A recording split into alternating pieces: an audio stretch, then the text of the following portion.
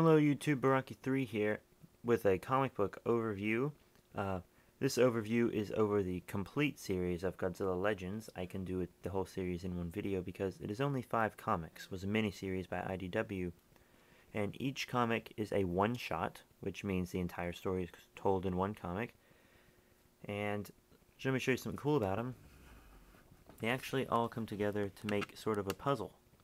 You can see there, the Rodan one connects to the Titanosaurus one. Not very well, obviously, because the buildings connect this way, but the monster connects that way.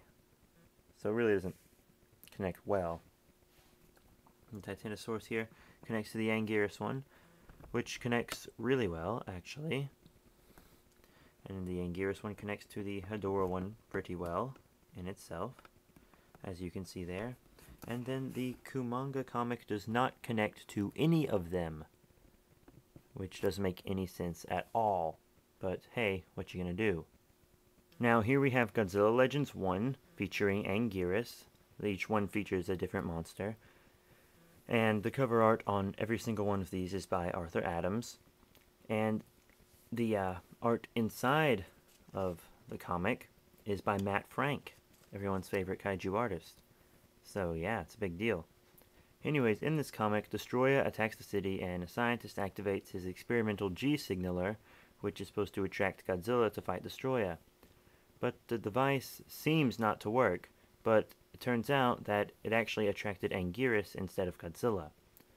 So the scientist that created the G signaler doesn't have faith in Anguirus because he's lost every single one-on-one battle that he's ever been in. And so Destroya starts kicking Anguirus' butt, right? Until a jet attacks Destroya and distracts him, and the jet tries to lead Destroya away, but it fails. And the scientist tries to change his signal to a frequency that will repel Destroya and send him running, but just stuns him for a second. Then the humanoid... Did I just say humanoid?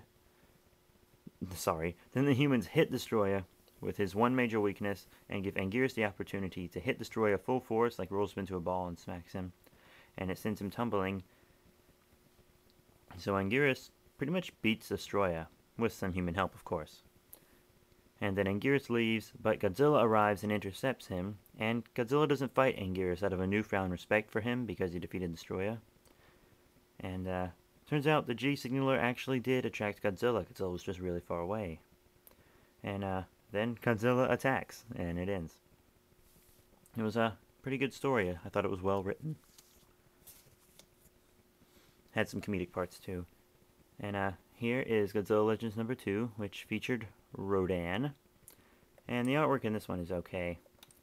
But a Marine returns from a hiking trip and brings a Rodan egg with him, like an idiot. And then Rodan attacks his base, and they lock the egg into a secure location, and the Marine is arrested and then killed by Rodan. And the egg is put in a lab, and the scientist in charge of it becomes obsessed with it, obsessed with the egg. And the government informs him that they're going to destroy the egg, and meanwhile the scientist's son is getting bullied, and when the scientist and his son are both at the dinner table, the scientist's son tells him that he wants to go home because he's being bullied, but the scientist doesn't listen because of his obsession with the egg and won't leave it. Then the son gets his father to go with him to steal the egg, to get to become closer with his father and make his father proud of him. And the scientist goes into the lab in the morning to avert suspicion, and his son takes the egg to school so that Rodan will come to school and attack and kill all of the bullies, which is pretty dark and intense. And Rodan does attack, and the Marines attempt to fight Rodan off, and the egg hatches, and Rodan scoops up her baby, but when she does, the kid jumps on Rodan's neck, and Rodan flies away with the scientist's son, and of course the scientist is arrested for stealing the egg. I actually found the ending unsatisfying, believe it or not. It just, the way it was done just wasn't really, a very satisfying ending. And it shows Showa Rodan on the cover, and it's Heisei Rodan on the inside. I don't think Rodan was drawn very well on the inside as well. Alright, now Godzilla Legends 3 featuring Titanosaurus. This one and number 4 were the two I was looking forward to the most. Number 4 was the one I was looking forward to the most. But this one This boy named Tristan from America is recruited by Mickey Segusa to attend a school for psychic kids. And when they arrive at the school, the kids are told that they will be trained to control monsters. Yeah. And Tristan forms this psychic connection with Titanosaurus, out of concern for his family, after he has this nightmare that ended up being a vision. And then Tristan is kidnapped along with Titanosaurus by some mysterious strangers. And the strangers turn out to be the aliens from Terror of Mechagodzilla, you know, the simians? And they're using Tristan to control Titanosaurus to attack Earth. So, it's like some kind of strange alternate dimension prequel for Terror of Mechagodzilla, which is pretty cool. Yeah, it's actually very, very well written, and, well, it's actually not that well illustrated. Sorry. It's not very well illustrated. Anyways, Godzilla Legends number 4. This is the one I was really excited about for a while, and when it came out and I got it, my excitement just went out the window, and I'll tell you why. You see, a city in China, no, I did not say that on accident, this does take place in China. A city in China has been destroyed, and the G-Force thinks it's Godzilla, so they send Mechagodzilla 2 to fight, but when they arrive, Godzilla isn't there. Soon enough, Hedorah appears and attacks Mechagodzilla. Hedorah flies off and Mecha-G follows. A blue beam, shoots out of the ocean, and it shoots Hedorah out of the sky, and then, of course, Godzilla appears. Mechagodzilla attempts to destroy Godzilla, but Godzilla's only interested in fighting Hedorah. And there's this big battle going on, and then eventually it becomes a 3-monster free-for-all. And there's lots of really good fighting. The fights in this comic are just amazing. And then Hedorah attaches itself to Mechagodzilla, and Mechagodzilla flies out of the atmosphere and destroys Hedorah. Yeah, but Hedorah's sludge falls back to Earth and reforms later. And it has good artwork, probably the best artwork out of all of these. Actually, definitely the best artwork out of all of these. And it's an absolutely amazing comic. It is one of the best comics I've ever read, actually, and it is the best Godzilla comic I've ever read.